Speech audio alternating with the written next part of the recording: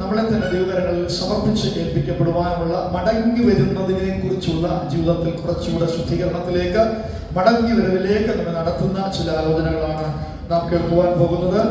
കുറെ വാക്യങ്ങൾ എനിക്കായി വായിക്കേണ്ടതായിട്ടുണ്ട്. ഹഗ്ഗായിയുടെ പുസ്തകത്തിലേക്ക് നമുക്ക് കടന്നു വരാം. ഹഗ്ഗായിയുടെ പുസ്തകം 2-ാം അധ്യായത്തിന്റെ 6-ാമത്തെ വാക്യത്തിലേക്ക് നമ്മുടെ ശ്രദ്ധയെ തിരിക്കാം. ഹഗ്ഗായി 2:6.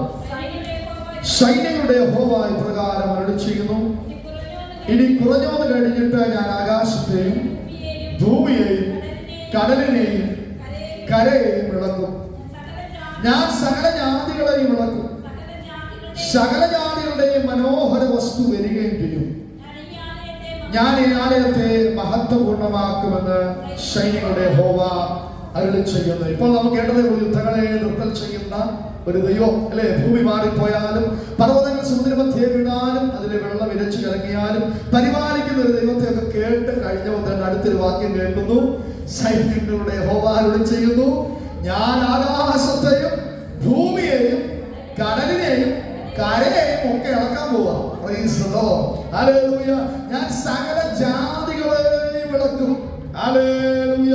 ഇത് ദൈവത്തിന്റെ വാഗ്ദത്തമാണ്. ഇതെന്താ സംഭവിക്കുന്നത് എന്നുള്ളതാണ് വിഷയം. ഹല്ലേലൂയ. നമ്മുടെ ഈ തലമുറയിൽ അല്ലെങ്കിൽ നമ്മുടെ അടുത്ത തലമുറയിൽ അല്ലെങ്കിൽ അത് കഴിഞ്ഞുള്ള തലമുറയിലാണോ ഇത് സംഭവിക്കുന്നത് നമുക്ക് അറിയത്തില്ല. അവിടെ ഇവിടെയായി ഇപ്പോൾ യുദ്ധങ്ങളും ക്ഷാമങ്ങളും ഭൂകമ്പങ്ങളും ഒക്കെ നടന്നുകൊണ്ടിരിക്കുന്നു. കർത്താവിന്റെ മടങ്ങി വരവ് സാമീപ്യമായിരിക്കുന്നുവെന്ന് ഉള്ള പ്രസംഗങ്ങൾ, ആലോചനകളോട് നാം കേട്ടുകൊണ്ടിരിക്കുന്നു. എന്നാൽ വീണ്ടും ദൈവത്തിന്റെ വചനം പറയാണ്, ഞാൻ കരയെ ഇളക്കും, ആകാശത്തെ ഇളക്കും, ഭൂമിയെ ഇളക്കും, കടലിനെ ഇളക്കും. കടൽ എന്നുള്ള പദം ജനസമുദ്രം, സമൂഹം എന്നുള്ള അർത്ഥത്തിലും ദൈവത്തിൽ എഴുതിയിട്ടുണ്ട്. അപ്പോൾ ജനത്തെ ഇളക്കുന്ന ദൈവം, ആകാശത്തിൽ ലക്ഷണങ്ങളെ കാണിക്കുന്ന ദൈവം. എന്നാൽ ഇതൊക്കെ സംഭവിക്കുന്ന നടുവിൽ സകല ജാതികളുടെയും ഒരു മനോഹര വസ്തു വരും. Praise the lord. ഹഗ്ഗായിയുടെ പ്രവചനാത്മാവിൽ എഴുതിയിരിക്കുന്നത് യേശു കർത്താവിനെ കുറിച്ചാണ്. കർത്താവിന് ഒരു മടങ്ങി വരവുണ്ട്. അവൻ മനോഹര വസ്തു എന്നാണ് ഹല്ലേലൂയ വിശുദ്ധ പരിശുദ്ധാത്മാവിൽ എഴുതിയിരിക്കുന്നത്. അവൻ ശാരോനിലെ പനിനീർ പുഷ്പമാണ്, താഴ്വരകളിലെ താമരപ്പൂവാണ്, കാട്ടുമരങ്ങളുടെ ഇടയിൽ നിൽക്കുന്ന ഹല്ലേലൂയ മഹത്വമേറിയ ഹല്ലേലൂയ സാന്നിധ്യമാണ്. ഹല്ലേലൂയ. അവൻ മനോഹര വസ്തുവാണ്. Price the Lord. മലാഖിയുടെ പുസ്തകത്തിൽ നമുക്ക് കാണാൻ കഴിയുന്നുണ്ട്. 4-ാം അധ്യായത്തിന്റെ 1-2 വാക്യങ്ങൾ വായിക്കുമ്പോൾ ഇത് കാണുന്നു, ചൂള പോലെ കത്തുന്ന. ഹല്ലേലൂയ. വല്ലപ്പോഴും ഒരു മിസൈല് പോകുന്ന ദിവസമല്ല. ഹല്ലേലൂയ. ചൂള പോലെ കത്തുന്ന ഒരു ദിവസം. അതിന് മുമ്പൊക്കെ ഹല്ലേലൂയ കർത്താവ് വന്നങ്ങ് എടുക്കപ്പെട്ടിരുന്നെങ്കിൽ അല്ലേ അനുഗ്രഹമായിരുന്നു. ചൂള പോലെ കത്തുന്ന ഒരു ദിവസം വരാൻ പോവുകയാണ്. അപ്പോൾ അഹങ്കാരികളൊക്കെ സകല ദുഷ്പ്രവർത്തിക്കാരും താടിയാകും. വരുവാനുള്ള ആ ദിവസം വേരും കൊമ്പും ശേഷിപ്പിക്കാതെ ദഹിപ്പിച്ചു കളയും എന്ന സൈന്യങ്ങളുടെ ഈ ദഹിപ്പിക്കുന്ന അവസ്ഥ ആർക്കാ ഉണ്ടാകുന്നത്? അഹങ്കാരികൾക്കാണ് ഉണ്ടാകുന്നത്, ദുഷ്പ്രവർത്തിക്കാർക്കാണ്. ഹല്ലേലൂയ. ചൂള പോലെ കത്തുന്ന ദിവസത്തിൽ കർത്താവിന്റെ മടങ്ങി വരവിൽ ഹല്ലേലൂയ ദുഷ്പ്രവർത്തിക്കാർക്കും അഹങ്കാരികൾക്കുമാണ് ദഹിപ്പിക്കുന്ന അവസ്ഥ ഉണ്ടാകുന്നത്. എന്നാൽ ദൈവത്തോട് ചേർന്ന് നിൽക്കുന്ന ഹല്ലേലൂയ രക്ഷിക്കപ്പെട്ട സ്നാനപ്പെട്ട പരിശുദ്ധാത്മ നിറവിൽ ആരാധിക്കുന്ന ദൈവജനത്തിന് ഹല്ലേലൂയ 2-ാമത്തെ വാക്യം വായിക്കുമ്പോൾ ഹല്ലേലൂയ ഒരു പ്രത്യാശയ്ക്ക് വകയുണ്ട്. എന്റെ നാമത്തെ ഭയപ്പെടുന്ന നിങ്ങൾക്കോ നീതി സൂര്യൻ തന്റെ ചിറകിൻ കീഴിൽ രോഗോപശാന്തിയോടുകൂടെ ഉദിക്കും. ഹല്ലേലൂയ. നീതി സൂര്യൻ തന്റെ ചിറകിൻ കീഴിൽ രോഗോപശാന്തിയോടുകൂടെ ഉദിക്കും. ചൂള പോലെ കത്തുന്ന ദിവസത്തിങ്കൽ അവനോട് ചേർന്ന് നിൽക്കുന്ന അവന്റെ നാമത്തെ ഭയപ്പെടുന്നവർ അവന്റെ ചിറകിൻ മറവിലാകും. അവരെങ്ങനെ പുറപ്പെട്ടു വരുന്നത്? നിങ്ങളോ പുറപ്പെട്ട് തൊഴുത്തിൽ നിന്ന് വരുന്ന പശുക്കിടാങ്ങളെ പോലെ തുള്ളിച്ചാണ്. പണ്ട് പശുവിനെ വളർത്തിയിരുന്ന വീടുകളുണ്ടോ? പണ്ട് കൈയൊന്ന് ഉയർത്തി പശുവിനെ വളർത്തിയിരുന്ന വീടുകൾ ഉണ്ടല്ലേ?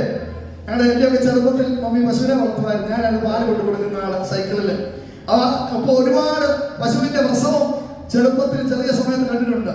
ഈ ജനിച്ചു വീഴുന്ന ഈ പശുക്കിടാവ് പാല് കുടിച്ചിട്ട് നിൽക്കാൻ പറ്റാതെ ഇങ്ങനെ ചാടിത്തുള്ളി വരുന്നൊരു കാഴ്ചയുണ്ട് അല്ലേ? അത് കണ്ടിട്ടുണ്ടാണെങ്കിലും നമ്മുടെ കുഞ്ഞുങ്ങളൊക്കെ കണ്ടിട്ട് പോലും ഇല്ലല്ലേ? പശുക്കിടാങ്ങളെ പോലെ തുള്ളിച്ചാടും. അതുകൊണ്ടാണ് പറഞ്ഞിരിക്കുന്നത് ചൂള പോലെ കത്തുന്ന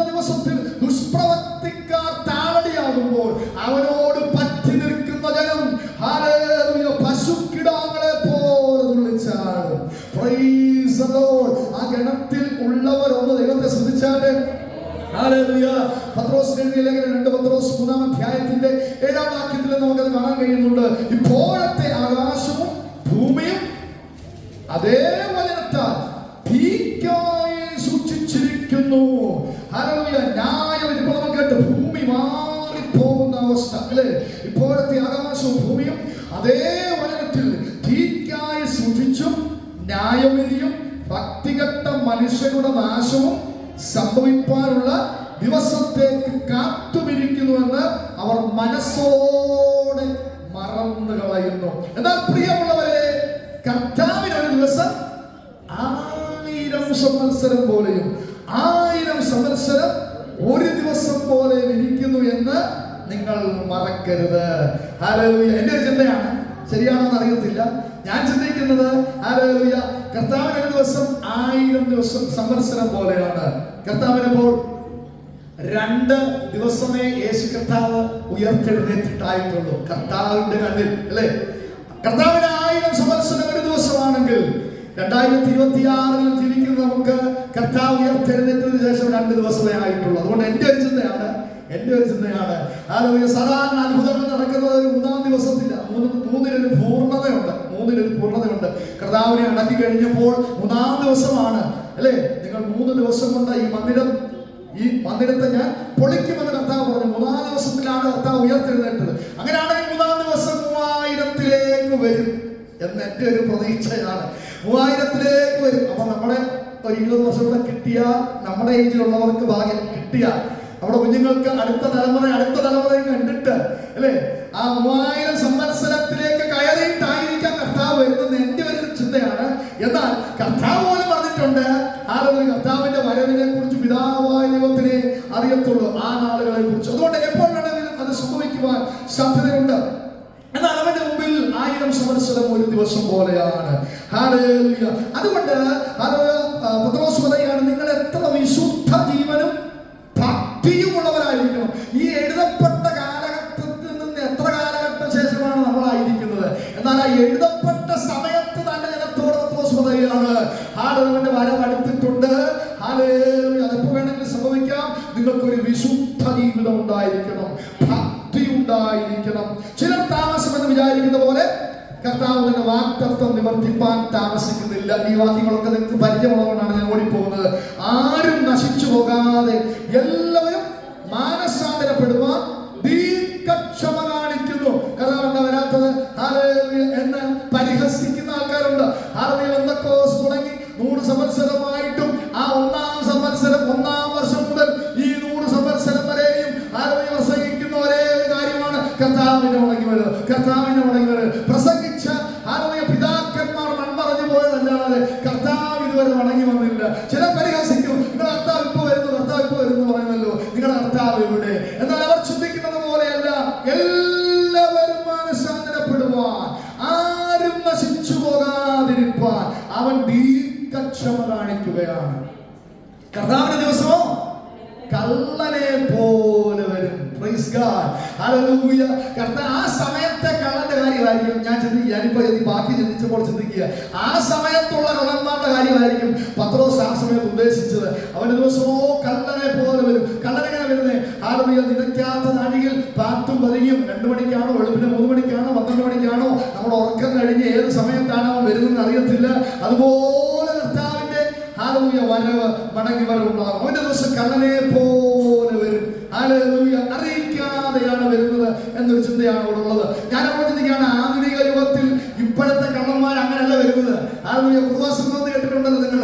അവർ ആദ്യം ചവിട്ടി പൊളിച്ചാ കയറി വരുന്നത്. എന്നാൽ പത്രോസിന്റെ കാലഘട്ടത്തിൽ വന്ന കള്ളനെ കുറിച്ചാണ് അവിടെ അദ്ദേഹം ഇരിക്കുന്നത്. കള്ളനെ പോലെ നിലയ്ക്കാത്ത നാഴികയിൽ കർത്താവ് വരാൻ സാധ്യത ഉള്ളത് കൊണ്ട് പ്രതീക്ഷിക്കാത്ത സമയത്ത് നാളത്തേക്ക് നമ്മുടെ മാനസാന്തരം, നാളത്തേക്ക് നമ്മുടെ ജീവിതത്തിന്റെ ക്രമം, നാളത്തേക്ക് ഒരു വിശുദ്ധ ജീവിതം എന്ന് പറഞ്ഞ് മാറ്റിവെക്കുവാൻ തയ്യാറാകാതെ നിലയ്ക്കാത്ത രാത്രിയിൽ, നിലയ്ക്കാത്ത നാഴികയിൽ കർത്താവ് വരാൻ സാധ്യത ഉള്ളത് കൊണ്ട് ഒരുക്കമുള്ളവരായി തീരണമെന്നാണ് അപ്പോസ്തലനായ പത്രോസ് എഴുതിയിരിക്കുന്നത്. അന്നത്തെ സംഭവിക്കും, മൂലപദാർത്ഥങ്ങൾ കത്തിയഴിയും, ഭൂമിയും അതിലുള്ള ഫലങ്ങളൊക്കെയും വെന്തുപോകും. ഇങ്ങനെ അവയൊക്കെയും അഴിവാനുള്ളതായിരിക്കാൻ ആകാശം ചുറ്റഴിയും, മൂലപദാർത്ഥങ്ങൾ വെന്തുരുകും, ദൈവ ദിവസത്തിന്റെ വരവ് കാത്തിരുന്ന് ബന്ധപ്പെടും. അതുകൊണ്ട് നാം എത്ര വിശുദ്ധ ജീവനും ഭക്തിയും ഉള്ളവരായിരിക്കണം. ഹല്ലേലൂയ. പലപ്പോഴും നമ്മൾ ഈ കാര്യങ്ങളൊക്കെ മറന്നു പോവുക. നമ്മുടെ ബിസിനസിന്റെ ഓട്ടത്തിൽ, ജോലിയുടെ ഓട്ടത്തിൽ ഹല്ലേലൂയ നമ്മളിതൊക്കെ മറന്നു പോവുക. ഹല്ലേലൂയ. പിന്നെയും ഈ ഭൂമി ഒരുപാട് കാലം നിലനിൽക്കും, ഞങ്ങൾക്കൊന്നും ഒരു കുഴപ്പമില്ല, ഞങ്ങളുടെ അടുത്ത തലമുറകൾക്കും കുഴപ്പമില്ലെന്നൊക്കെ ഒരു ചിന്തയിൽ നമ്മളിങ്ങനെ പോവുകയാണ്. പറഞ്ഞ പോലെ ഒരു പക്ഷേ 3000 സംവത്സരം എന്നുള്ള ചിന്തയൊക്കെ ആയിരിക്കാം നമ്മുടെ മനസ്സിൽ. അങ്ങനെ പോവുകയാണ്. എന്നാൽ അവൻ കള്ളനെ പോലെ വരും, നിലയ്ക്കാത്ത നാഴികയിൽ കർത്താവിന്റെ മടങ്ങി വരവ് സംഭവിക്കും എന്ന് കാണാൻ കഴിയും. അതുകൊണ്ട് വിശുദ്ധ ജീവിതമുള്ളവരാകുക, ഭക്തിയുള്ളവരായി തീരുക എന്ന് കാണാൻ കഴിയുന്നുണ്ട്. എന്നാൽ നാം അവന്റെ വാഗ്ദത്ത പ്രകാരം എന്തിനായിട്ട് കാത്തിരിക്കുകയാണ്? നീതി വസിക്കുന്ന പുതിയ ആകാശത്തിനും പുതിയ ഭൂമിക്കുമായിട്ട് ആഗ്രഹമുണ്ടോ? Praise God. ഹല്ലേലൂയ. ഈ ഭൂമിയിൽ തന്നെ കിടന്ന് നശിച്ചു പോകുന്ന, കത്തി അഴിഞ്ഞു പോകുന്ന, ഹല്ലേലൂയ മാറിപ്പോകുന്ന ഈ ഭൂമിയിൽ ഹല്ലേലൂയ സമ്പത്തുണ്ടാക്കി തീർന്നു പോകാനല്ല, ഹല്ലേലൂയ ഒരു ദിവസം അടക്കപ്പെട്ടു പോകാനല്ല, കർത്താവിന്റെ പുതിയ ആകാശത്തിൽ പുതിയ ഭൂമിയിൽ അവനോടൊപ്പം ആരാധിക്കുന്ന 1000 ആണ്ട് വാഴ്ചയിൽ ഉണ്ടാകണമെന്ന് ആഗ്രഹമുണ്ടോ? Praise the Lord. അങ്ങനെയുള്ളവരെ ദൈവത്തെ സ്തുതിച്ചാട്ടെ. Praise the Lord. Hallelujah. സംഖ്യാപുസ്തകത്തിലേക്ക് നമുക്ക് കടന്നു വരാം. 33-ാം അധ്യായത്തിന്റെ 4-ാമത്തെ വാക്യത്തിലേക്ക് നമ്മുടെ ശ്രദ്ധ തിരിക്കാം. സംഖ്യാപുസ്തകം 33-ന്റെ 4-ാമത്തെ വാക്യം. മിസ്രയീമിലോ യഹോവ തങ്ങളുടെ ഇടയിൽ സംഹരിച്ച കടിഞ്ഞൂലുകളെ എല്ലാം കുഴിച്ചിടുകയായിരുന്നു. അവരുടെ ദേവന്മാരുടെ മേലും യഹോവ ന്യായവിധി നടത്തിയിരുന്നു. ഇസ്രായേൽ മക്കൾ രമസേസിൽ നിന്ന് പുറപ്പെട്ട് സുക്കോത്തിൽ പാളയമിറങ്ങി. ഹല്ലേലൂയ. ഒരു ഭാഗത്ത് ഹല്ലേലൂയ ഈ വാക്യം എടുത്തിരുന്ന താഴോട്ട് വരുമ്പോൾ ചിന്തിക്കും. ഹല്ലേലൂയ. സംഖ്യാപുസ്തകത്തിൽ കാണുന്ന ഇസ്രായേലിന്റെ അടിമത്തത്തിൽ നിന്ന് പുറപ്പെട്ട ഇസ്രായേൽ ജനത്തെ കുറിച്ച് അവിടെ എഴുതിയിരിക്കുകയാണ്. 33-ന്റെ 4 വായിക്കുമ്പോൾ യഹോവയുടെ ന്യായവിധി ദേവന്മാരുടെ മേലും അവൻ നടത്തിയെന്ന് എഴുതിയിരിക്കുന്നു. അവർ തങ്ങളുടെ ഇടയിൽ സംഹരിച്ച കടിഞ്ഞൂലുകളെ കുഴിച്ചിടുകയായിരുന്നു. നോക്കണമേ, ഒരു ജനം ഇസ്രായേലിന്റെ അടിമത്തത്തിൽ നിന്ന് ഇസ്രായേൽ ജനം പുറപ്പെട്ടു വന്നപ്പോൾ ഹല്ലേലൂയ ഇസ്രായേലിന്റെ വഴി എന്തായിരുന്നു അറിയാമോ? അവരുടെ ശവമടക്ക് നടത്തിക്കൊണ്ടിരിക്കുകയായിരുന്നു. Praise the Lord. പുറപ്പാട് സന്തോഷം നൽകുന്നത് അല്ലേ? നാളെ രാത്രി അല്ലെ നാളെ പകലില് യാത്ര ചെയ്യുകയാണ്. ഹല്ലേലൂയ. Praise the lord. പ്രിയ ഭാര്യ സഹോദരിയെ, ഹല്ലേലൂയ. കുഞ്ഞുങ്ങളെയൊക്കെ കാണാൻ അകത്തുണ്ടായിരിക്കും, ഒരു സന്തോഷം ഉണ്ടായിരിക്കും. തക്ക സമയത്ത് ഫ്ലൈറ്റ് എല്ലാം കിട്ടി യാത്ര ചെയ്ത് അല്ലേ, അതിനുള്ള സാധനങ്ങളൊക്കെ മേടിച്ചോ? സാധനങ്ങളൊക്കെ മേടിച്ച് എല്ലാം സെറ്റാക്കിയിരിക്കുക. അപ്പൊ പുറപ്പാട് സന്തോഷം നൽകുന്നതാണ്. പുറപ്പാട് സന്തോഷം നൽകുന്നതാണ്. പ്രത്യേകിച്ച് ഇസ്രായേൽ മക്കളെ സംബന്ധിച്ചിടത്തോളം അവരുടെ പുറപ്പാട് നമ്മൾ ഉദ്ദേശിക്കുന്നതിനേക്കാൾ വലിയ ഒരു സന്തോഷം നൽകുന്നതാണ്. കാരണം 400 സംവത്സരമായി അടിമത്തത്തിൽ കിടന്ന, ഫറവോന്റെ അടിമത്തത്തിൽ കിടന്ന, ഊഴിയ വിചാരകന്മാരാൽ ഭരിക്കപ്പെട്ട് കിടന്ന ഒരു ജനം ഹല്ലേലൂയ ആ അടിമത്തത്തെ പൊട്ടിച്ചുകൊണ്ട് ഹല്ലേലൂയ ഒരു നായ പോലും അവർക്കെതിരെ കുരയ്ക്കാതെ ഹല്ലേലൂയ പുറപ്പെട്ടു വരുന്ന ജനത്തിന്റെ സന്തോഷം എത്ര വലുതായിരിക്കും. അങ്ങനെ ഒരു ജനം സന്തോഷത്തോടെ പുറപ്പെട്ടു വരുമ്പോൾ അവരെ പിടിച്ചു വച്ച, അവരുടെ മേൽ മുഖം വച്ച ജനത്തിന് ഹല്ലേലൂയ ഇതുവരെ സംഭവിക്കാത്തൊരു ദുഃഖമായിരുന്നു. ഹല്ലേലൂയ. ഹല്ലേലൂയ. രാജാവിന്റെ കടിഞ്ഞൂലുകൾ മുതൽ ഹല്ലേലൂയ ഏറ്റവും ചെറിയ ഹല്ലേലൂയ ദാസന്മാരുടെ കടിഞ്ഞൂലുകളും ഹല്ലേലൂയ അതുപോലെ തന്നെ ഹല്ലേലൂയ ചെറിയ ഹല്ലേലൂയ ജീവികളുടെ ചെറിയ അവിടുത്തെ മൃഗങ്ങളുടെ കടിഞ്ഞൂലുകൾ പോലും നഷ്ടപ്പെട്ടു പോകുന്ന ഇതിനെല്ലാം കുറിച്ചിട്ടുണ്ട്. നോക്കണമേ, ചെറിയ ശവമടക്ക് ശുശ്രൂഷയാണ് ഹല്ലേലൂയ ആ സമയത്ത് അവിടെ നടന്നത്, മിസ്രയീമിൽ നടന്നത്. അടക്കിയിട്ടും തീരാൻ കഴിയാത്ത രീതിയിൽ കടിഞ്ഞൂലുകൾ നഷ്ടപ്പെട്ടുകൊണ്ട് പോയിക്കൊണ്ടിരുന്നപ്പോൾ ഒരു ജനം ആനന്ദത്തോടെ പുറപ്പെട്ടു. Praise the Lord. ഹല്ലേലൂയ. ശത്രുവിന് സംഹാരം നടന്നുകൊണ്ടിരിക്കുമ്പോൾ, അടക്കം നടന്നുകൊണ്ടിരിക്കുമ്പോൾ ഹല്ലേലൂയ ഒരു ജനം പരിശുദ്ധാത്മാവിന്റെ ശക്തിയിൽ പുറപ്പെട്ടു. സന്തോഷമുള്ള ദൈവത്തെ സ്തുതിച്ചാട്ടെ. ഹല്ലേലൂയ. അതുകൊണ്ടാണ് ലൂക്കോസ് വിശേഷം 17-ാം അധ്യായത്തിൽ കർത്താവ് പറയുന്ന ഒരു കാര്യമുണ്ട്.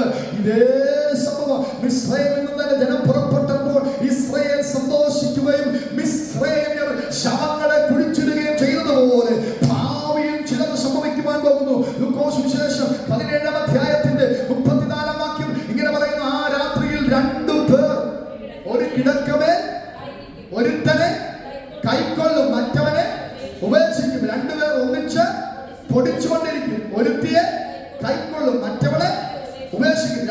വയലിലിരിക്കും, ഒരുത്തനെ കൈക്കൊള്ളും, മറ്റവനെ ഉപേക്ഷിക്കും എന്ന് ഞാൻ നിങ്ങളോട് പറയുന്നു. അവരാണ് കർത്താവേ എവിടെ എന്ന് ചോദിച്ചതിന് ശവമുള്ളിടത്ത് കഴുക്കൾ കൂടും. നോക്കണമേ, ചോദ്യം ആൻസറും തമ്മിൽ എന്ത് വ്യത്യസ്തമാണെന്ന് കർത്താവ് പറയാണ്. കർത്താവിന്റെ മടങ്ങി വരുന്ന സമയത്ത് രണ്ടുപേർ രാത്രിയിൽ കിടക്കുമ്പോൾ ഒരുത്തനെ എടുക്കും, പൊടിച്ചുകൊണ്ടിരിക്കുന്നതിൽ ഒരുത്തിയെ എടുക്കും, ഒരു വയലിലായിരിക്കുന്ന ഒരുവളെ എടുക്കും, മറ്റവനെ ഉപേക്ഷിക്കും. ഇതൊക്കെ കർത്താവ് പറഞ്ഞപ്പോൾ അവർ ചോദിക്കുകയാണ് എപ്പോഴാണ് സംഭവിക്കുന്നത്, എപ്പോഴാണെന്ന് സംഭവിക്കുന്നുള്ള സമയമല്ല കർത്താവ് പറഞ്ഞത്. കർത്താവ് മറ്റൊരു പദമാണ് അവിടെ പറഞ്ഞത്, ശവം ഉള്ളിടത്ത് കഴുക്കൾ കൂടും. എന്താണ് ഇതിന്റെ അർത്ഥം? കർത്താവ് പറയാണ്, ഇത് ഉൽപ്രാവണത്തെ കുറിച്ചാണ് ഞാൻ സംസാരിക്കുന്നത്. കർത്താവിന്റെ മടങ്ങി വരവിൽ വയലിൽ ജോലി ചെയ്തുകൊണ്ടിരിക്കുന്ന രക്ഷിക്കപ്പെട്ട സ്നാനപ്പെട്ട പരിശുദ്ധാത്മാഭിഷേകം പ്രാപിച്ച ഒരുവൻ രക്ഷപ്പെടും.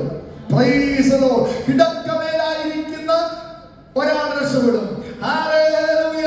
കർത്താവിന്റെ മടങ്ങി വരവിൽ ഹല്ലേലൂയ ഈ ശരീരം രൂപാന്തരപ്പെട്ട് ഹല്ലേലൂയ അവരിൽ വിശ്വസിക്കുന്നവർ ഉൽപ്രാവണം ചെയ്യും. Price the Lord. നിങ്ങൾ കണ്ടിട്ടുണ്ടായിരിക്കാം ആ വീഡിയോസോ ഫോട്ടോസോ ഒക്കെ നിങ്ങൾ കണ്ടിട്ടുണ്ടായിരിക്കാം. ഹല്ലേലൂയ. ഫ്ലൈറ്റിൽ യാത്ര ചെയ്യുന്ന പൈലറ്റ് രക്ഷിക്കപ്പെട്ടവനാണെങ്കിൽ, അഭിഷേകം പ്രാപിച്ചവനാണെങ്കിൽ ഹല്ലേലൂയ അദ്ദേഹം എടുക്കപ്പെടും. ഫ്ലൈറ്റ് എവിടെ പോകുന്നത് അറിയത്തില്ല, അദ്ദേഹം എടുക്കപ്പെടും. യാത്ര ചെയ്യുന്ന വാഹനത്തിലെ ഡ്രൈവർ ഹല്ലേലൂയ രക്ഷിക്കപ്പെട്ടവനാണെങ്കിൽ അവൻ എടുക്കപ്പെടും. വാഹനം കൊണ്ടുപോകുന്നത് അറിയത്തില്ല. ഹല്ലേലൂയ. അതുകൊണ്ട് കർത്താവിന്റെ മടങ്ങി വരവ് മിസ്രയീമിൽ നിന്ന് ജനം പുറപ്പെട്ടതുപോലെ ആയിത്തീരും. ചിലർക്ക് അത് സന്തോഷത്തിന്റെയും രൂപാന്തരത്തിന്റെയും ദിനങ്ങളാകുമ്പോൾ ചിലർക്ക് അത് വേദനയുടെയും അപകടങ്ങളുടെയും അനർത്ഥങ്ങളുടെയും ശവങ്ങൾ കൊഴിഞ്ഞു വീഴുകയും ചെയ്യുന്ന ദിനങ്ങളായി മാറും. Price the Lord. എന്താ സംഭവിക്കുന്നത്? അവിടെ ഇരിക്കുന്നു, ശവമുള്ളിടത്ത് കഴുക്കൾ കൂടും. ഹല്ലേലൂയ. നാം ഇവിടുന്ന് മാറ്റപ്പെടുമ്പോൾ ഈ ഭൂമിക്ക് സംഭവിക്കുന്ന ന്യായവിധി അതെന്താണ് നമുക്കറിയാൻ കഴിയത്തില്ല. മിസ്രയീമിൽ ശവങ്ങളെ കുഴിച്ചിട്ടതുപോലെ അവരുടെ പുറപ്പാട് നമുക്ക് നിഴലായി നിൽക്കുന്ന മിസ്രയീമിൽ നിന്ന് ഇസ്രായേൽ പുറപ്പെട്ട പുറപ്പാട് ഒരു ജനം ശവങ്ങളെ കുഴിച്ചിട്ടതുപോലെ കുഴിച്ചിടാൻ പറ്റാത്തൊരു സ്ഥിതിയിലേക്ക് ആ അന്തരീക്ഷം മാറുന്നത് കൊണ്ട് കർത്താവ് പറയാണ് അവിടെ കഴുക്കൾ ഇറങ്ങി വരും. രൂപാന്തരപ്പെട്ടവർ കർത്താവിനോട് ചേർന്നിടങ്ങളിലേക്ക് പോകുമ്പോൾ നഷ്ടപ്പെട്ടവരെ കുഴിച്ചിടാൻ കഴിയാതെ കഴുക്കൾ ആ ശവങ്ങളുടെ നേരെ വരും. Praise the lord. ഹല്ലേലൂയ. ആ ഒരു കാലഘട്ടത്തിലേക്ക് നാം കടന്നു വന്നുകൊണ്ടിരിക്കുകയാണ്. Price the Lord. അതുകൊണ്ട് ദൈവങ്ങളിലേക്ക് നമ്മെ തന്നെ സമ്പൂർണ്ണമായി സമർപ്പിക്കാം. ദാനിയേൽ എഴുതിയ പുസ്തകത്തിൽ, ദാനിയേൽ പ്രവാചകന്റെ പുസ്തകം 7-ാം അധ്യായത്തിന്റെ 9-10 വാക്യങ്ങളിലേക്ക് നമ്മെ ശ്രദ്ധേയത്തിരിക്കാം. ദാനിയേൽ 7-ാം അധ്യായത്തിന്റെ 9-10. ഞാൻ നോക്കിക്കൊണ്ടിരിക്കെ അവർ ന്യായാസനങ്ങളെ വെച്ചു. വയോധികനായ ഒരുത്തൻ ഇരുന്നു. അവന്റെ വസ്ത്രം ഹിമം പോലെ വെളുത്തത്, അവന്റെ തലമുടി നിർമ്മലമായ അട്ടിഴം പോലെയും, അവന്റെ സിംഹാസനം അഗ്നിജ്വാലയും അവന്റെ രഥചക്രങ്ങൾ കത്തുന്ന തീയുമായിരുന്നു. ഒരു അഗ്നി നദി അവന്റെ മുമ്പിൽ നിന്ന് പുറപ്പെട്ടൊഴുകി. 1000 പേർ അവന് ശുശ്രൂഷ ചെയ്തു. 10,000 പേർ അവന്റെ മുമ്പാകെ നിന്നു. ന്യായവിസ്താര സഭ ഇരുന്നു. പുസ്തകങ്ങൾ തുറന്നു. ഹല്ലേലൂയ. Praise the Lord. വലിയ കാര്യങ്ങൾ ഇനി സംഭവിക്കാൻ പോകുന്നതേ ഉള്ളൂ അല്ലേ? ഈ ദാനിയേൽ പ്രവാചകന്റെ പുസ്തകവും വെളിപ്പാട് പുസ്തകവും തമ്മിൽ വളരെ സാമ്യമുണ്ട്. ആർക്കെങ്കിലും പറയാമോ ആ സാമ്യം? ഒറ്റ നോട്ടത്തിൽ പറയാൻ പറ്റുമോ ആർക്കെങ്കിലും? പഴയ നിയമത്തിലെ പുസ്തകങ്ങളുടെ ക്രമത്തിൽ 27-ാമത്തെ പുസ്തകമാണ് ദാനിയേലിന്റെ പുസ്തകം. പുതിയ നിയമങ്ങളുടെ ക്രമത്തിൽ വെളിപ്പാട് പുസ്തകവും 27-ാമത്തെ പുസ്തകമാണ്. രണ്ട് പുസ്തകങ്ങളുടെയും അന്തസത്ത, രണ്ട് പുസ്തകങ്ങളും വിളിച്ചറിയിക്കുന്നത് ഭാവികാല കാര്യങ്ങളെ കുറിച്ചാണ്. ഭാവിയിൽ നടക്കാനുള്ളതിനെ കുറിച്ച് സംവത്സരങ്ങൾക്ക് മുമ്പ് ദാനിയേലിന് വെളിപ്പെട്ടതും പത്മോസിന്റെ ദ്വീപിൽ യോഹന്നാന് വെളിപ്പെട്ടതുമാണ് വെളിപ്പാട് പുസ്തകത്തിൽ നമുക്ക് കാണാൻ കഴിയുന്നത്. 27-ാമത്തെ പുസ്തകത്തിൽ ദാനിയേൽ പ്രവാചക പുസ്തകത്തിലും അതേ കാര്യങ്ങൾ. ഈ രണ്ട് പുസ്തകങ്ങൾ താരതമ്യ പഠനം ചെയ്യുമ്പോൾ അതിനകത്ത് ചില കാര്യങ്ങളൊക്കെ ഒരുപോലെ എഴുതിയിരിക്കുന്ന പോലെ, ചേട്ടനും അനിയനും എഴുതിയ പോലെ ഇരിക്കും. ഹല്ലേലൂയ. ചില കാര്യങ്ങൾ ഇവിടെ കാണുന്നുണ്ട്. ഹല്ലേലൂയ. ഹിമം പോലെ വെളുത്ത ഒരു മുടിയുള്ളവൻ, അല്ലേ? നിർമ്മലമായ ആട്ടുരോമം പോലെ ഒരു കർത്താവ് അല്ലെ, ഹിമം പോലെ വെളുത്തവൻ. പിന്നെ എഴുതിയിരിക്കുന്ന ഒരു അഗ്നി നദി അവന്റെ മുമ്പിൽ നിന്ന് പുറപ്പെടുന്നു. പിന്നെ എഴുതിയിരിക്കുന്ന പുസ്തകങ്ങൾ തുറക്കുന്നു. ഇരിക്കുന്ന ഒരു ന്യായാധിപനെ കുറിച്ച്, ന്യായവിസ്താര സഭയെ കുറിച്ച് എഴുതിയിരിക്കുന്നു. ശ്രദ്ധിക്കുക, ഇതെല്ലാം വെളിപ്പാട് പുസ്തകത്തിലുണ്ട് അല്ലെ. വെളിപ്പാട് പുസ്തകത്തിൽ നമുക്ക് ശ്രദ്ധിക്കാം. വെളിപ്പാട് പുസ്തകം 1-ാം അധ്യായത്തിന്റെ 13-14 വാക്യങ്ങളിലേക്ക് വരുമ്പോൾ യോഹന്നാൻ ഇതേ കാഴ്ച കാണുകയാണ്. 1:13 ഹല്ലേലൂയ. താൻ കേട്ട ശബ്ദത്തിന് അഭിമുഖമായി താൻ തിരിഞ്ഞപ്പോൾ എന്താ കണ്ട്? 7 പൊൻനിലവിളക്കുകളെയും നിലവിളക്കുകളുടെ നടുവിൽ നിലയങ്കി ധരിച്ച് മാറത്ത് പൊൻകച്ച കെട്ടിയവൻ. മാറത്ത് പൊൻകച്ച പൗരോഹിത്യത്തെ കാണിക്കുന്നതാണത്.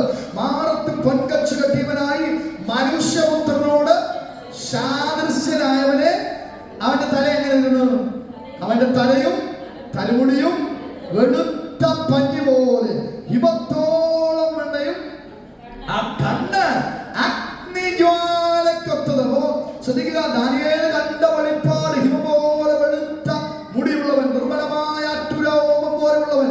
ഇവിടെ ഹല്ലേലൂയ വെളിപ്പാട് പുസ്തകത്തിലെ അതേ കാഴ്ച. അവന്റെ തലയും തലമുടിയും വെളുത്ത പഞ്ഞി പോലെയുള്ളവൻ. അവൻ ന്യായാധിപനാണ്. അവൻ ഇരുന്നു വാഴുന്ന ന്യായാധിപനാണ്. ന്യായവിസ്താര സഭയിൽ ഇരുന്നു എന്ന് എഴുതിയിരിക്കുന്നു. ഹല്ലേലൂയ. ന്യായവിസ്താര സഭയിൽ ഇരിക്കുന്ന ന്യായാധിപനാരാണ്? Price the Lord. അതുകൊണ്ട് നമ്മൾ ചിന്തിക്കാൻ പോവുകയാണ്. Price the Lord. ഞാൻ പറഞ്ഞത് ഇത് ആരാധനയിലേക്ക് നടക്കുന്ന ദൂതുകളല്ല, ചില അറിവുകൾ പോലുള്ള ദൂതുകളാണ്. നമ്മൾ ഒരുമിച്ച് ലാസ്റ്റ് ആരാധിക്കും. നമ്മുടെ പിതാവായ ദൈവത്തെ കുറിച്ചാണ് സംസാരിച്ചുകൊണ്ടിരിക്കുന്നത്. ഹിമം പോലെ വെളുത്ത മുടിയുള്ള ആട്ടുരോമം പോലെ ഉള്ളവരെ നാം മരിച്ചാലും ഇല്ലെങ്കിലും ഒരു നാൾ കാണും. അവന്റെ മുമ്പിൽ നിൽക്കേണ്ട ഒരു സമയം നമുക്കുണ്ട്. Price the lord. ഹല്ലേലൂയ. അവിടുന്ന് ആർക്കും ഒളിച്ചോടാൻ പറ്റത്തില്ല. ഹല്ലേലൂയ. ജീവനോടെ ആണെങ്കിലും മരണത്തിന് ശേഷമാണെങ്കിലും ഈ ഹിമം പോലെ മുടിയുള്ളവനെ യോഹന്നാൻ കണ്ടതുപോലെ കാണുന്ന ഒരു സമയം, ദാനിയേൽ കണ്ടതുപോലെ കാണുന്ന ഒരു സമയം നമുക്കുണ്ടാകും. Price the Lord. അതുകൊണ്ടാണ് വചനം പറയുന്നത് ഒരുക്കമുള്ളവരാകുക, ഒരുക്കമുള്ളവരാകുക. ഇനി അവിടെ ഒരു ന്യായവിസ്താര സഭയെ കുറിച്ച് എഴുതിയിരിക്കുന്നു. ആരാണ് ന്യായാധിപൻ? ആരാണ് ന്യായാധിപൻ എന്ന് യോഹന്നാൻ സുവിശേഷം എഴുതിയിട്ടുണ്ട്. യോഹന്നാൻ സുവിശേഷം 5-ാം അധ്യായത്തിന്റെ 21 മുതൽ 25 വരെ വായിക്കുമ്പോൾ അവിടെ ഒരു ന്യായാധിപനെ കുറിച്ച് എഴുതിയിരിക്കുന്നു. പിതാവായ ദൈവമാണോ ന്യായാധിപൻ? നാം വിശ്വസിക്കുന്ന ദൈവം പിതൃപുത്ര പരിശുദ്ധാത്മാവാകുന്ന ത്രിയേക ദൈവം. പിതാവായ ദൈവം, പുത്രനായ ദൈവം, പരിശുദ്ധാത്മാവാകുന്ന ദൈവം. എന്നാൽ ന്യായവിസ്താര സഭയിൽ ന്യായാധിപനായിരിക്കുന്നത് ആരാണ്? പിതാവാണോ? ഹല്ലേലൂയ. ശ്രദ്ധിക്കാം, യോഹന്നാന്റെ സുവിശേഷം 5-ാം അധ്യായത്തിന്റെ 21. പിതാവ് മരിച്ചവരെ ഉണർത്തി ജീവിപ്പിക്കുന്നത് പോലെ പുത്രനും താൻ ഇച്ഛിക്കുന്നവരെ ജീവിപ്പിക്കുന്നു. അങ്ങനെയെങ്കിൽ യഹോവ സാക്ഷികൾ നമ്മളോട് പറയുകയാണ്, പിതാവായ ദൈവം മാത്രമാണ്. നിങ്ങളുടെ പുത്രന് ശക്തിയില്ലെന്ന് പറഞ്ഞാൽ നമ്മൾ സമ്മതിക്കത്തില്ല. ഞങ്ങൾ വിശ്വസിക്കുന്ന പിതൃപുത്ര പരിശുദ്ധാത്മാവാകുന്ന ദൈവത്തിലാണ്. പിതാവ് ആരെയൊക്കെ ഉണർത്തി ജീവിപ്പിക്കുന്നത് പോലെ ഞങ്ങളുടെ പുത്രനായ ദൈവത്തിനും ഉണർത്തി ജീവിപ്പിക്കുവാൻ കഴിയും. ഹല്ലേലൂയ. ഇനി അടുത്ത പദം, എല്ലാവരും പിതാവിനെ ബഹുമാനിക്കുന്നത് പോലെ പുത്രനെ ബഹുമാനിക്കണം. Price the Lord. പിതാവാണ് വലുവൻ, പുത്രൻ താഴെയാണ്. അല്ലെങ്കിൽ പുത്രൻ രക്ഷകനായി വന്നവൻ മാത്രമാണ്. പിതാവായ ഒരു ദൈവമേ ഉള്ളൂ.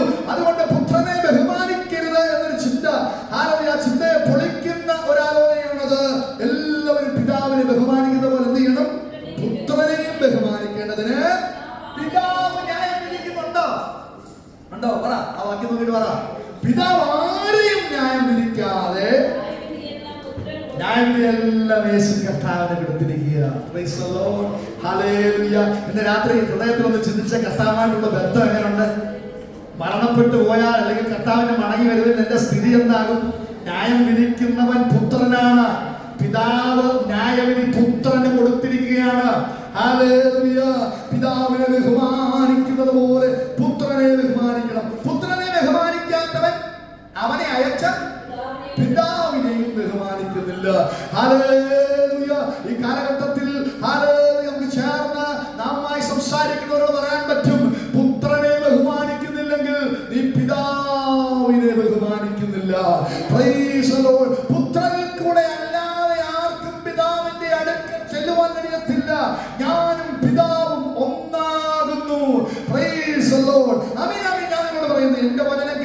അയച്ചവനെ വിശ്വസിക്കുന്നവന് നിത്യജീവനുണ്ട്. അവൻ ന്യായവിധിയിലാകാതെ മരണത്തിൽ നിന്ന് ജീവങ്കലേക്ക് കടന്നിരിക്കുന്നു. അപ്പോൾ പിതാവായ ദൈവത്തിങ്കലേക്ക് ചെല്ലണമെങ്കിൽ പുത്രനിൽ കൂടെ പറ്റുകയുള്ളൂ. പിതാവെന്നാൽ ആരെയും ന്യായം വിധിക്കാതെ ന്യായവിധിയെല്ലാം പുത്രന് നൽകിയിരിക്കുകയാണ്. പിതാവിനെ ബഹുമാനിക്കുന്നത് പോലെ പുത്രനെയും ബഹുമാനിക്കണം. പരിശുദ്ധാത്മാവെന്ന വാഗ്ദത്തം ഭൂമിയിലേക്ക് ആ സമയത്ത് വരാതിരുന്നത് കൊണ്ടാണ് യേശു കർത്താവ് പരിശുദ്ധാത്മാവിനെ കുറിച്ചുള്ള പ്രതിപാദിക്കാതിരുന്നത്. പിതാവായ ദൈവത്തെ ബഹുമാനിക്കുന്നതും പുത്രനെ ബഹുമാനിക്കുന്നതോടെ എഴുതിയിട്ടുണ്ട്. എന്നാൽ അവനിൽ വിശ്വസിക്കുന്നവന് നിത്യജീവനുണ്ട്, അവൻ ന്യായവിധിയിലാകുകയില്ല. റോമർക്കെഴുതിയ ലേഖനം കഴിഞ്ഞ ദിവസം പഠിച്ചപ്പോൾ നാം കണ്ടു, ക്രിസ്തുവേശുവിലുള്ളവർക്ക് ഇപ്പോൾ ശിക്ഷാവിധിയില്ല.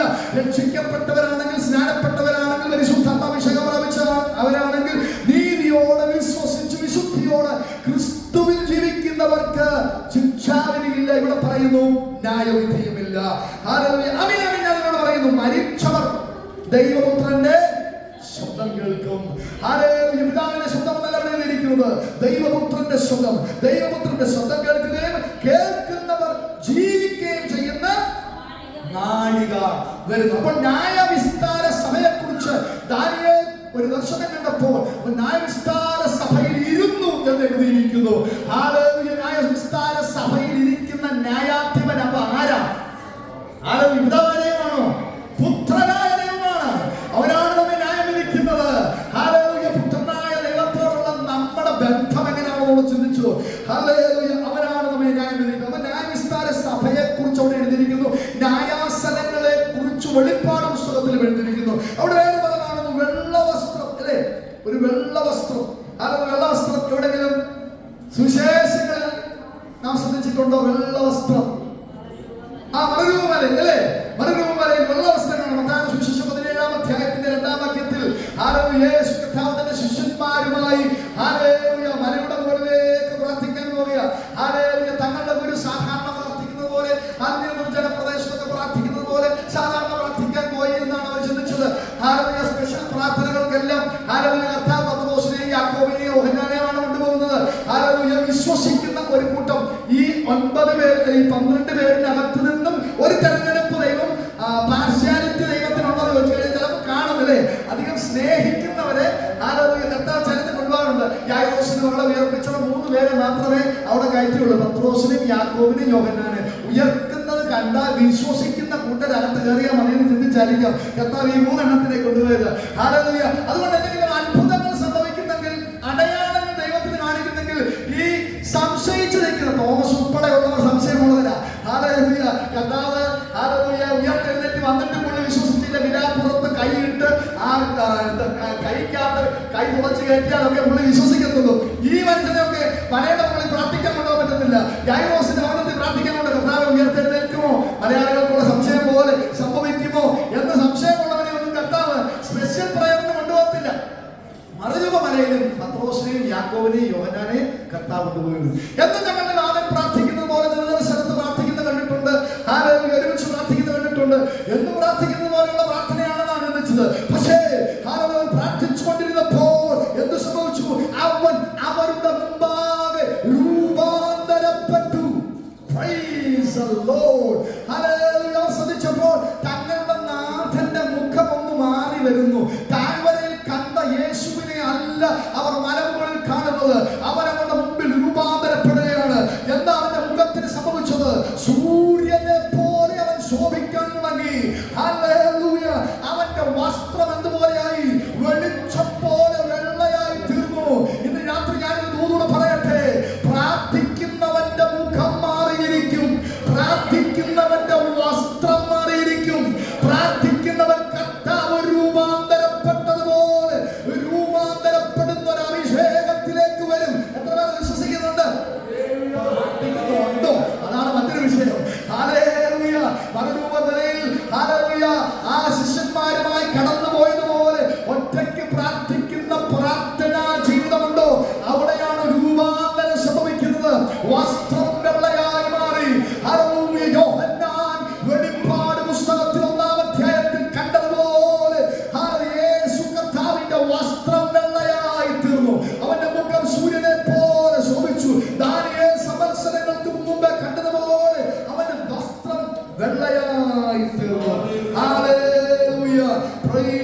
Price the Lord. മാത്രമല്ല ശ്രദ്ധിക്കുക, ഒരു അഗ്നി നദി അവന്റെ മുമ്പിൽ ഒഴുകുന്നു എന്ന് എഴുതിയിരിക്കുന്നു. അഗ്നി നദി അവന്റെ മുമ്പിൽ ഒഴുകുന്നു എഴുതിയിരിക്കുന്നു. ശ്രദ്ധിക്കുക, ഹല്ലേലൂയ. ഈ അഗ്നി നദിയെ കുറിച്ച് 1 കൊരിന്ത്യർക്ക് എഴുതിയ ലേഖനം 3-ാം അധ്യായത്തിന്റെ 13-15 വാക്യങ്ങളിൽ അപ്പോസ്തലനായ പൗലോസ് പറഞ്ഞിട്ടുണ്ട്. അദ്ദേഹത്തിന് വെളിപ്പാട് ഒരു തീയുടെ ദിവസം വരികയാണ്, ആ ദിവസം അതിനെ വെളിവാക്കുമെന്ന് എഴുതിയിരിക്കുന്നു. 1 കൊരിന്ത്യർ 3-ാം അധ്യായത്തിന്റെ 13 മുതൽ 15 വരെയുള്ള വാക്യങ്ങളിൽ ആ ദിവസം അതിനെ വെളിവാക്കും. അത് തീയോടെ വെളിപ്പെട്ടു വരും. ഓരോരുത്തരുടെ പ്രവൃത്തി ഇന്നവിധമെന്ന് തീ തന്നെ ശോധന ചെയ്യും. എന്റെ പ്രവൃത്തി എങ്ങനെയാണെന്ന് ഷാനിബദറിന്റെ പ്രവൃത്തി എങ്ങനെയാണെന്ന് ഞാനും ശോധന ചെയ്തുകൊണ്ടിരിക്കേണ്ട കാര്യമില്ല. നമ്മുടെ എല്ലാവരുടെയും പ്രവൃത്തി ശോധന ചെയ്യുന്ന ഒരു സമയമുണ്ട്. ഒരു തീ വെളിപ്പെടും, ഒരു അഗ്നി വെളിപ്പെടുന്ന സമയമുണ്ട്. ഒരുത്തൻ പണിത പ്രവൃത്തി നിലനിൽക്കുമെങ്കിൽ അവന് പ്രതിഫലം കിട്ടും. ഹല്ലേലൂയ. ഈ ലോകത്തിൽ സമ്പാദിച്ച് ബാങ്കിൽ നിറയ്ക്കുന്ന അനുഭവമല്ല, പിന്നെയോ കർത്താവിന് വേണ്ടി സ്വർഗത്തിൽ നിക്ഷേപമുള്ളവരായി മാറിയാൽ, ചിലർ രക്ഷയിലേക്ക് നടത്തിയാൽ, ചിലരെ സ്നാനത്തിലേക്ക് നടത്തിയാൽ, ചിലരോട് സുവിശേഷം പറഞ്ഞാൽ, ചിലരെ പരിശുദ്ധാത്മാവിലേക്ക് നടത്തിയാൽ നിനക്കൊരു പ്രതിഫലമുണ്ട്. പ്രതിഫലമുണ്ട്. ഒരു അഗ്നി നദി അവിടെ ഒഴുകുന്നുണ്ട്. ഒരു തീ അവിടെ വെളിപ്പെടുവാൻ ഇടയായി തീരും. ആ ഓരോരുത്തർ പണിത പ്രവൃത്തി നിലനിൽക്കുമെന്ന് അവന് പ്രതിഫലം കിട്ടും. ഒരുത്തിനെ പ്രവൃത്തി എന്ത് പോയാൽ എന്ത് സംഭവിക്കും? അവന് ഛേദം വരും, താനോ രക്ഷിക്കപ്പെടും, എന്നാൽ തീയിൽ കൂടെ എന്നത്രേ. അപ്പോൾ 3-ാം കാര്യം നമ്മൾ ദാനിയേൽ പ്രവാചകന്റെ പുസ്തകത്തിൽ ചിന്തിച്ചു. സ്വയംഭോഗത്തിലെ വേദത്തിൽ നിർത്താൻ പോവുകയാണ്. അഗ്നി നദിയെ കുറിച്ച് നാം കണ്ടു, ഇരിക്കുന്ന ന്യായാധിപനെ കുറിച്ച് കണ്ടു, വെള്ള വസ്ത്രത്തെ കുറിച്ച് കണ്ടു. ഇനി എഴുതിയിരിക്കുന്ന പുസ്തകങ്ങൾ തുറന്നു. Price the Lord. ഞാൻ ഇന്നൊരു ക്ലിപ്പ് കണ്ടായിരുന്നു, ഞാനൊന്ന് ഗ്രൂപ്പിൽ ഇടണമെന്ന് വിചാരിച്ചതാണ്, പക്ഷെ ഞാൻ പിന്നെ പറ്റിയില്ല. ഹല്ലേലൂയ. നമ്മൾ മരിച്ച് അടക്കപ്പെട്ട് അല്ലെങ്കിൽ കർത്താവിനാൽ രൂപാന്തരപ്പെട്ട് കഴിയുമ്പോൾ നാം ചെല്ലുന്ന ഒരു സ്ഥലമുണ്ട്. Hallelujah, hallelujah. രജിസ്റ്റർ ബുക്ക് നമ്മൾ നോക്കുന്നത് പോലെ ഹല്ലേലൂയ നമ്മുടെ പേരുകളൊന്നും നോക്കുന്ന ഒരു സ്ഥലമുണ്ട്. അതുകൊണ്ടാണ് എഴുതിയിരിക്കുന്ന വെളിപ്പാട് പുസ്തകത്തിലും ദാനിയേലിലും പുസ്തകങ്ങൾ അവന്റെ മുമ്പിൽ തുറന്നു. വെളിപ്പാട് പുസ്തകത്തിലെ വാക്യം കൂടെ ഒന്ന് ചിന്തിച്ച് നാം ആരാധിക്കാൻ പോവുകയാണ്. 20-ാം അധ്യായത്തിന്റെ 11-12 വാക്യങ്ങൾ. വെളിപ്പാട് 20-ന്റെ 11-12 വാക്യങ്ങൾ. ഞാൻ വലിയൊരു വെള്ള സിംഹാസനം അതിന് ഒരുത്തൻ ഇരിക്കുന്നതും കണ്ടു.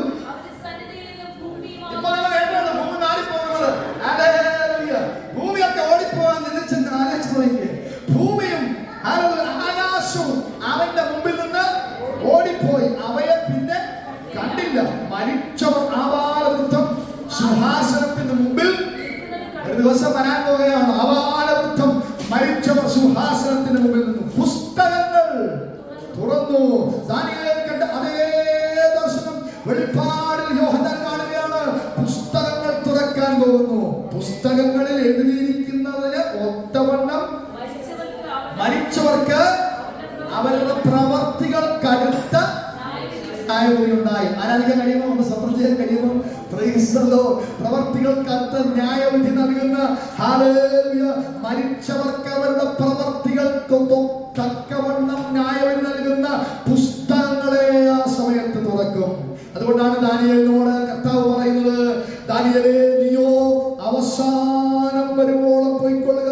നീ വിശ്രമിച്ച് കാലാവസാനത്തിങ്കൽ നിന്റെ ഓഹരി ലഭിപ്പാ നീ എഴുന്നേറ്റ് വരും. Praise the lord. Hallelujah. Praise the Lord. നമ്മളോട് നിർത്തുവാൻ ആഗ്രഹിക്കുന്നു.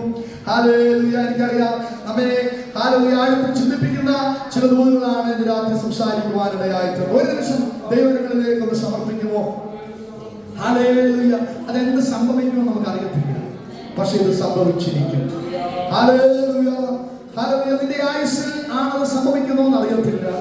നിന്റെ മരണശേഷമാണോ അതോ നിന്റെ പിതാക്കന്മാർ നിന്റെ തലമുറയുടെ കാലഘട്ടം കഴിഞ്ഞാണോ ഇത് സംഭവിക്കുന്നതെന്ന് അറിയത്തില്ല, പക്ഷെ സംഭവിച്ചിരിക്കും. Praise the lord. ഹല്ലേലൂയ. ഒരൊറ്റ ദൂതൻ വന്ന് മറിയോട് പറഞ്ഞു, ഹല്ലേലൂയ, ഹല്ലേലൂയ, ക്രിസ്തു നിന്നിൽ ജനിക്കാൻ പോകുന്നു. ഇമ്മാനുവേൽ എന്ന പേരിന് ഒരു ദൂതനാ സംസാരിച്ചത്. എന്നാൽ 2 ദൂതന്മാർ പറഞ്ഞു, അവൻ പോയതുപോലെ മടങ്ങി വരും. Praise the lord. ഒരു ദൂതൻ പറഞ്ഞത് സംഭവിച്ചെങ്കിൽ 2 ദൂതൻ പറഞ്ഞത് സംഭവിക്കാതിരിക്കുമോ? ഇന്ന് രാത്രി നമ്മെ തന്നെ ദൈവങ്ങളിലേക്ക് സമർപ്പിച്ചാട്ടെ.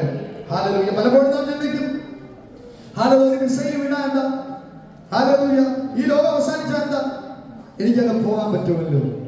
പക്ഷെ ഒരു കാര്യം നാം ചിന്തിക്കണം. രണ്ട് നിത്യതകൾ ഒരുങ്ങിക്കൊണ്ടിരിക്കുകയാണ്. രണ്ട് നിത്യതകൾ. ഹല്ലേലൂയ. മരണം കഴിഞ്ഞാൽ എല്ലാം തീർന്നു എന്ന് ചിന്തിക്കരുത്. ഹല്ലേലൂയ. രണ്ട് നിത്യതകളുണ്ട്. അത് നിത്യതയാണ്. ഒന്ന് നരകമെന്ന യാഥാർത്ഥ്യം, അതും ഒരു നിത്യതയാണ്. നിത്യ നരകമാണത്. മറ്റൊരു യാഥാർത്ഥ്യം നിത്യ സ്വർഗമാണ്. രണ്ടും നിത്യതയാണ്. ഒരിക്കൽ അതിനകത്ത് പെട്ടാൽ മടങ്ങി വരുവാൻ കഴിയത്തില്ല. Price the Lord. രണ്ട് നിത്യതകളാണ്. ഹല്ലേലൂയ. ഹല്ലേലൂയ. ഇന്നത്തെ സംഭവിച്ചാൽ ഞാൻ പോയാൽ പൊക്കോട്ടെ എന്ന് പറയാൻ എളുപ്പമാണ്. പക്ഷെ നീ എവിടേക്ക് പോകുമെന്ന് ഈ രാത്രി ഒന്ന് ചിന്തിച്ച്. ഹല്ലേലൂയ. ദൈവം നിന്നോട് സംസാരിച്ച ദൂതുകൾക്കൊത്തവണ്ണം, ആലോചനകൾക്കൊത്തവണ്ണം നിന്റെ ജീവിതത്തെ നീ ക്രമപ്പെടുത്താറുണ്ടോ? പാപത്തെ അതിന്റെ രാഗമോഹങ്ങളോടുകൂടെ ക്രൂശിച്ച് ഹല്ലേലൂയ കർത്താവിനോട് ചേർന്നൊരു വിശുദ്ധ ജീവിതം നീ നയിക്കാറുണ്ടോ? ഹല്ലേലൂയ. കർത്താവിൽ വസിക്കുന്ന അനുഭവം നിനക്കുണ്ടോ? ഹല്ലേലൂയ. പുസ്തകങ്ങൾ തുറക്കുന്ന ഒരു സമയമുണ്ട്. ആവാലവൃത്തം ജനവും ഓരോരുത്തരുടെ പ്രവർത്തിക്ക് തക്കവണ്ണം പ്രാപിക്കേണ്ടത് നിൽക്കുന്ന ഒരു ന്യായാസനമുണ്ട്. ഹല്ലേലൂയ. ഒരു അഗ്നി നദി അവന്റെ മുമ്പിൽ പുറപ്പെട്ടുകൊണ്ടിരിക്കുകയാണ്. നാം ഈ ഭൂമിയിൽ ചെയ്തതിനെയൊക്കെ ശോധന ചെയ്യുന്ന, നമ്മുടെ ആരാധനയ്ക്ക് മാർഗിടുന്ന, നമ്മുടെ വചന ധ്യാനത്തിന് ഹല്ലേലൂയ മാർഗിടുന്ന, ഹല്ലേലൂയ പരിശുദ്ധാത്മാവിൽ നാം പ്രയോജനപ്പെടുന്നതിന് മാർഗിടുന്ന ഒരു സ്വർഗം നമുക്ക് വേണ്ടി തയ്യാറായിക്കൊണ്ടിരിക്കുന്നുണ്ട്. Praise the lord. ഹല്ലേലൂയ. ഇന്ന് രാത്രി ഹല്ലേലൂയ ദൈവരങ്ങളിലേക്ക് സമർപ്പിച്ചാണ്. എവിടെയെങ്കിലും വീണ് പോയിട്ടുണ്ടെങ്കിൽ, എവിടെയെങ്കിലും പരാജയപ്പെട്ടു പോയിട്ടുണ്ടെങ്കിൽ ഇന്ന് രാത്രി ദൈവരങ്ങളിലേക്ക് ഒന്ന് ഏൽപ്പിച്ചാട്ടെ. ഹല്ലേലൂയ. നാം രക്ഷിക്കപ്പെട്ടു, സ്നാനപ്പെട്ടു, പരിശുദ്ധാത്മാവിൽ നിറഞ്ഞ് ദൈവസഭയിൽ ആരാധിക്കുന്നവരാണ്. എങ്കിലും ഹല്ലേലൂയ നിത്യത നഷ്ടപ്പെട്ടു പോകാതിരിക്കുവാൻ നമ്മെ തന്നെ ഒന്ന് ശോധന ചെയ്താട്ടെ. ഹല്ലേലൂയ. ഇവിടെ ആരാധിച്ചതുകൊണ്ടോ, ഇവിടെ പ്രാർത്ഥിച്ചതുകൊണ്ടോ ഹല്ലേലൂയ നിത്യമായ സ്വർഗത്തിലെത്തുവാൻ കഴിയില്ലെങ്കിൽ അതെന്തൊരു നഷ്ടമാണ്.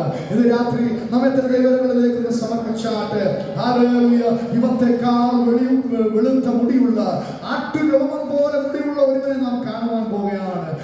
അഗ്നിജാലക്കുത്ത കണ്ടുള്ളവൻ, വെള്ളോട്ടിന് സദൃശ്യമായ കാലോടുകൂടിയുള്ളവനെ നാം കാണുവാൻ പോവുകയാണ്. അവന്റെ മുമ്പിൽ നിൽക്കുന്ന ഒരു സമയമുണ്ടാകും. ഹല്ലേലൂയ. നമ്മുടെ പ്രവൃത്തിയെ ശോധന ചെയ്യുന്ന ഒരു സമയമുണ്ടാകും. നമ്മുടെ ചിന്തകളെ, നമ്മുടെ നോട്ടങ്ങളെ, ഭാവങ്ങളെ ഹല്ലേലൂയ പുസ്തകങ്ങളിൽ എഴുതി വെച്ച് വായിക്കുന്ന ഒരു സമയമുണ്ടാകും. ഇന്ന് രാത്രി ദൈവങ്ങളിലേക്ക് സമർപ്പിച്ചാട്ടെ. കർത്താവേ, നിത്യ സ്വർഗത്തിന് തടസ്സമായി, നിത്യതയിലേക്ക് പ്രവേശന തടസ്സമായി, ഹല്ലേലൂയ എന്റെ പിതാവിനെ കാണുന്ന തടസ്സമായി, ഹല്ലേലൂയ ന്യായം വിധിക്കുന്ന പുത്രന് മുമ്പിൽ ഹല്ലേലൂയ പരിഹാസപാത്രമായി ഞാൻ തീരാതിരിക്കേണ്ടതിന് എന്റെ ഹൃദയത്തെ, എന്റെ ചിന്തകളെ ഹല്ലേലൂയ ഞാൻ പരിപൂർണമായി സമർപ്പിക്കുന്ന ദൈവങ്ങളെ സമർപ്പിച്ച് ഏൽപ്പിച്ചാട്ടെ. ഹല്ലേലൂയ. മനസാന്തരത്തിന്റെ തക്കവണ്ണം രാത്രി ഫലം കായ്പാൻ ഏൽപ്പിച്ചു കൊടുത്താട്ടെ. നമ്മുടെ പ്രാർത്ഥനാ ജീവിതം എങ്ങനെ ഇരിക്കുന്നു? നമ്മുടെ വചന ധ്യാനം എങ്ങനെ ഇരിക്കുന്നു? ദൈവവുമായിട്ടുള്ള ബന്ധം എങ്ങനെ ഇരിക്കുന്നു? ക്രിസ്തുവുമായിട്ടുള്ള വ്യക്തിപരമായ ബന്ധം എങ്ങനെ ഇരിക്കുന്നു?